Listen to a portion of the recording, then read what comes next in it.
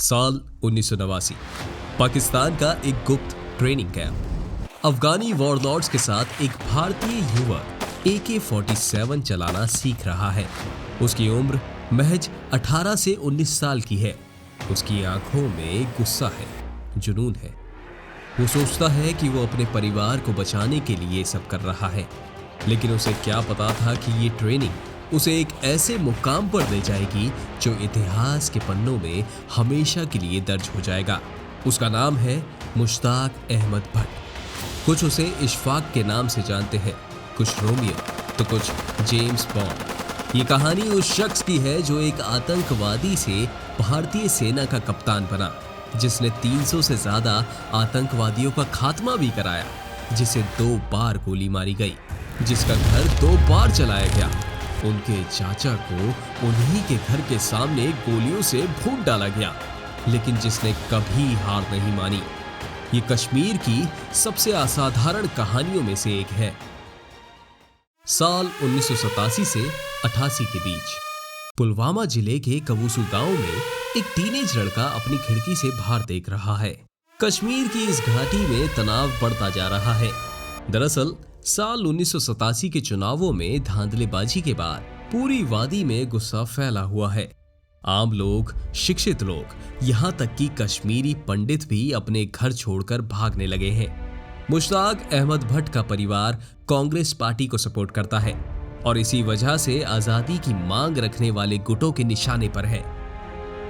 हमारा परिवार टारगेट पर था। हर रोज धमकियां मिलती थी। उस वक्त की घाटी एकदम अलग थी। सरकार सतबद्ध हो चुकी थी। आर्मी अपने कैंप्स में रहती थी। पुलिस का कहीं कोई नामो निशान नहीं था। कानून काम नहीं करता था। बचाने वाला भी कोई नहीं था और मदद करने वाला भी कोई नहीं था। और फिर शुरू हुआ असली खौफ का दौर। बंदूक वाले लोगों ने कंट्रोल संभाल लिया। कुछ असली आतंकवादी थे, JKLF जैसे संगठनों से, लेकिन ज्यादातर नकली आतंकवादी थे जो सिर्फ और बस लूटपाट करना चाहते थे। ये लोग जानते थे कि किस घर में पैसा है।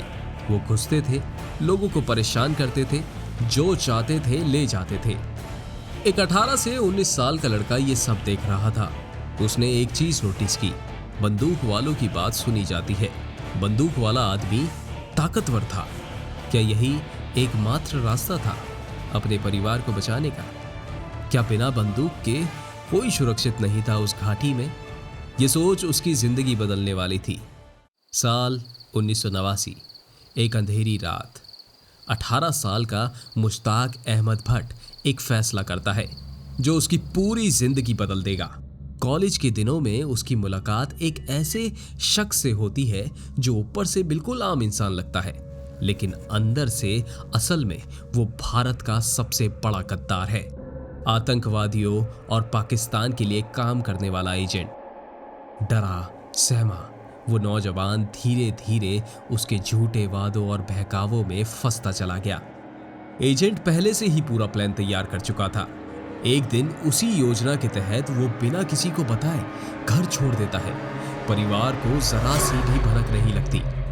गुप्त रास्तों से सरहद पार कराई जाती है और उसे POK पहुंचा दिया जाता है।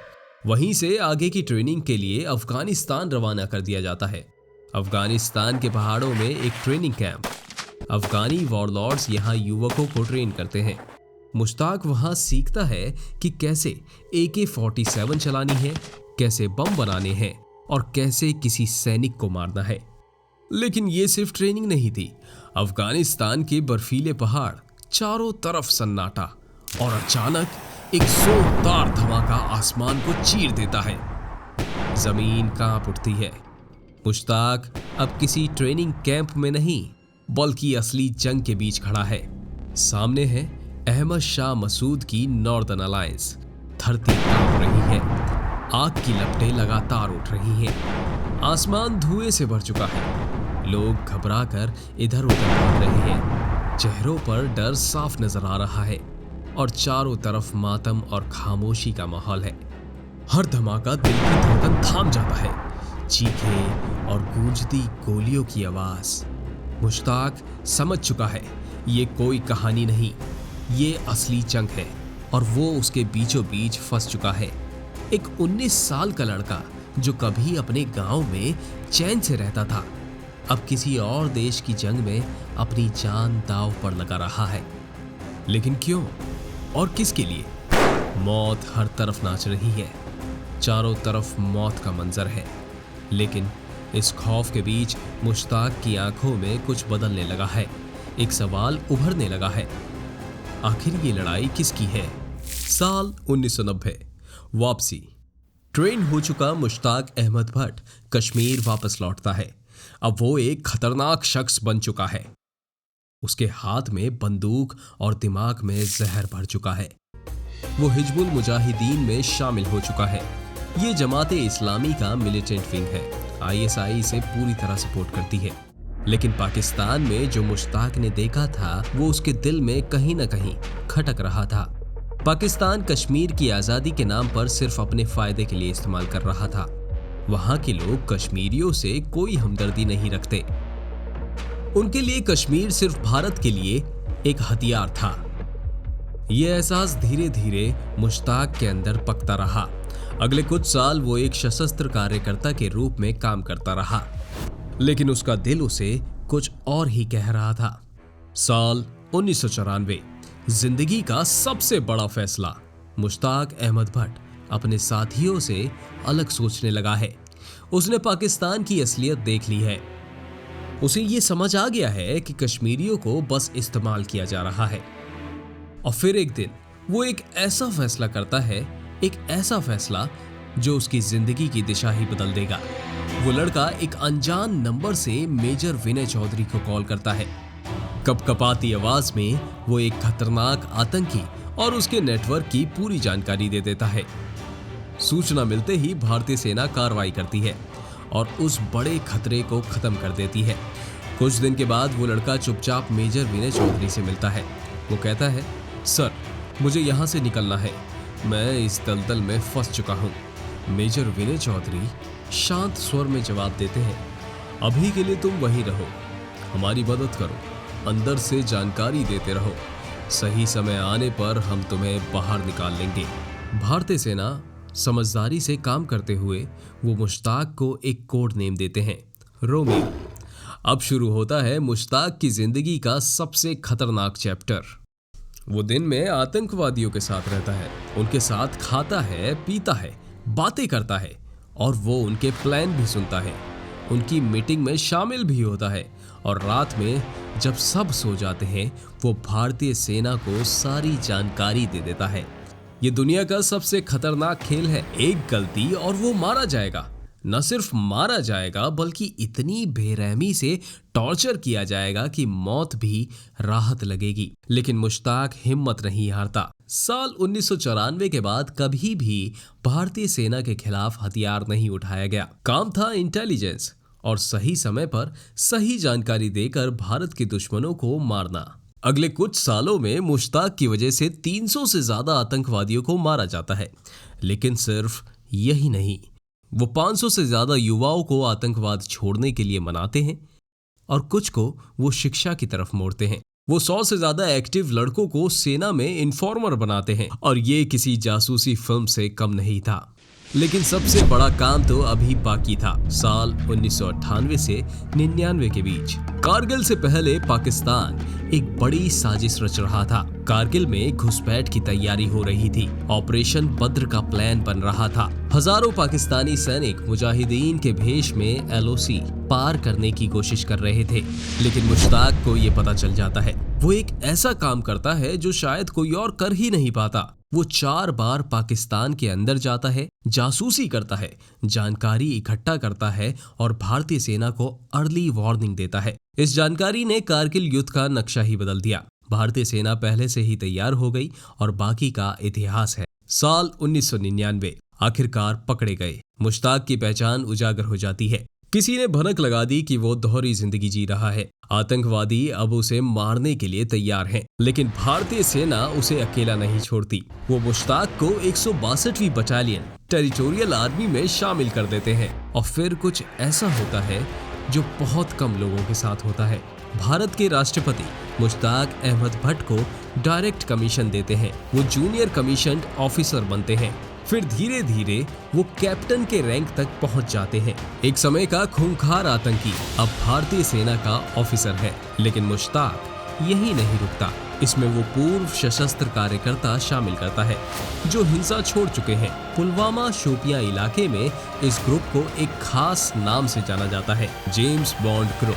ये ग्रुप कई सफल एंटी टेरर ऑपरेशन करता है। कश्मीर में शांति लाने में इनका बड़ा योगदान है। लेकिन इसकी कीमत क्या? मुश्ताक की जिंदगी लगातार खतरे में है। पहली बार उन पर हमला होता है, उनके घर को एक बार जलाया जाता है, फिर दूसरी बार उनके चाचा को उन्हीं के सामने मार दिया जाता है। उनके बच्चों को जान का खतरा है। उन्हें 16 बार स्कूल बदलना पड़ता है। जी हाँ, सही सुना आपने, 16 बार। जरा कल्पना कीजिए कि उन बच्चों की क्या हालत होती होगी। हर बार नया स्कूल, नए दोस्त, नई जगह, और हर बार सिर्फ एक ही डर कि कहीं किसी को पता न चल जाए कि वो मुश्ताक अहमद भट्ट के बच्चे हैं। लेकिन मुश्ताक ने हार नहीं मानी। उसने अपने बच्चों को मजबूत बनाया। आज उनकी बेटी डॉक्टर है, एक बेटा कनाडा में रहता है और दूसरा उनके साथ रहता है।